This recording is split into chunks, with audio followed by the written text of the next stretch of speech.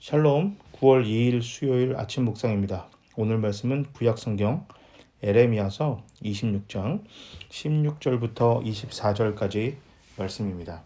자, 어제 에레미야가 이스라엘이 멸망할 것이다.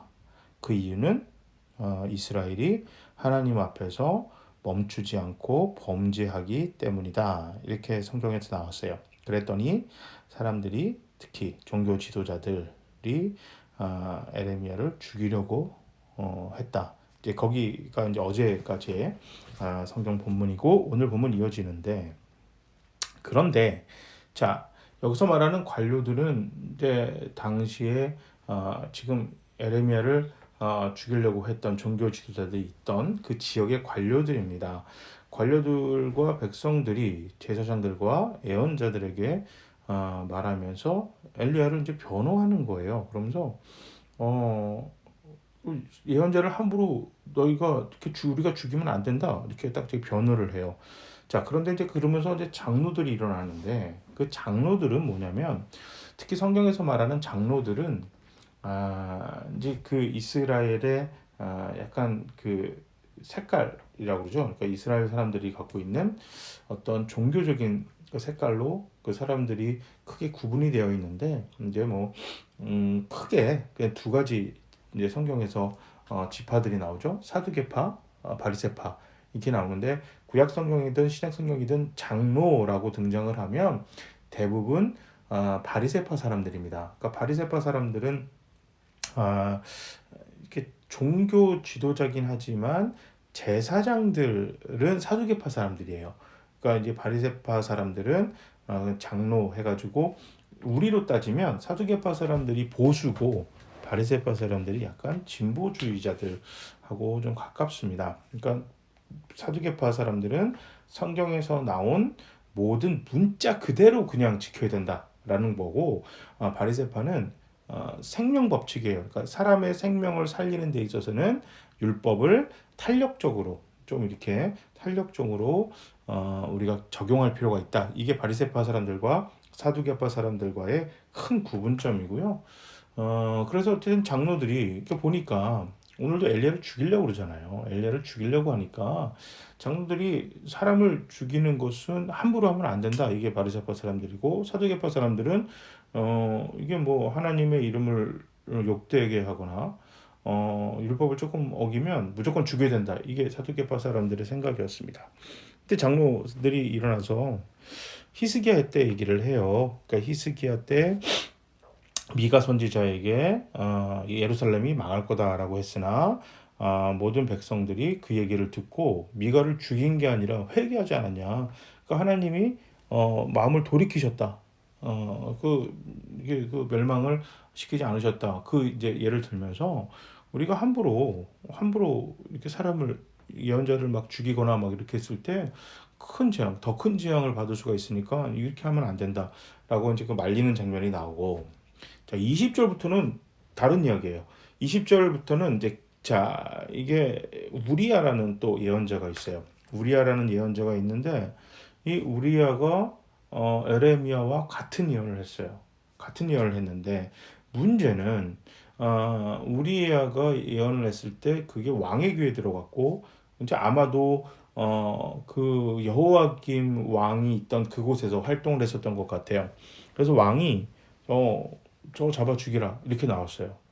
그러니까 이제 그 이 우리아가 도망갔단 말이에요, 이집트로. 그런데 사람들을 보내서 그를 잡아와서 죽였어요. 그리고 그다음에 이제 그를 그냥 이게 훅 그냥 평민들의 묘지라고 한다면 길거리에 버렸다는 뜻이에요. 길거리에 버렸다. 그러나 에레미야는 이제 그 사람들의 이제 그 이제 보호를 받고 이제 당시에 이제 아히감의 도움으로 죽음을 이제 면했다.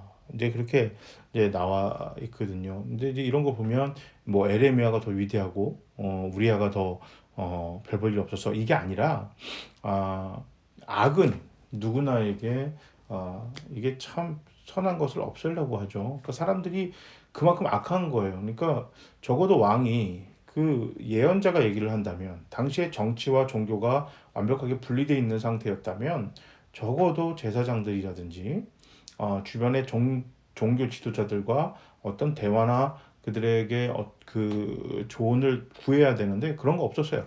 기분 나쁘니까 죽여라 이렇게 나왔거든요. 그만큼 이스라엘이 영적으로 타락되어 있음을 알 수가 있고, 그러니까 이제 그 죽이는 이유는 간단해요. 그 어제도 제가 아침 묵상 때 얘기했지만 무슨 잘못을 하든지 간에 하나님은 축복해 줄 거다. 이 얘기를 듣고 싶은 거예요.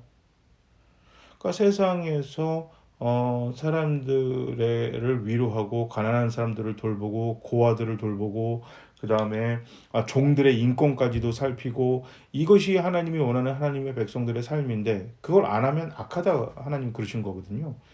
근데 그걸 안 해도 그러니까 뭐좀 배려하고 구제하고 사람들에게 선을 베풀지 않아도 이스라엘이라는 그 이유만으로 우리가 종교적인 제사를 드리고 예물을 바친다는 그 이유만으로 무조건 하나님이 축복하실 거라는 이야기를 하라는 겁니다. 자, 한 두 선지자가 같은 얘기를 하고 한 선지자는 죽임을 당하고 한 선지자는 살았어요. 근데 우리가 볼 때는 이게 죽었고 살았으니까 이걸 중요하게 보는데 성경은 그 이야기를 하는 것이 아닙니다. 살아있는 자는 살아있는 자대로 계속해서 하나님의 역할을 감당해야 되고 순교한 이 우리야 선지자는 그걸로써 자기가 할 일을 다 한 거고, 정말 중요한 거는 하나님의 사랑과 하나님의 은혜는 이렇게 악한 사람들에게까지도 계속해서 기다려주시고 계속해서 경고를 주시면서 그들이 회개하기를 기다리는 거예요.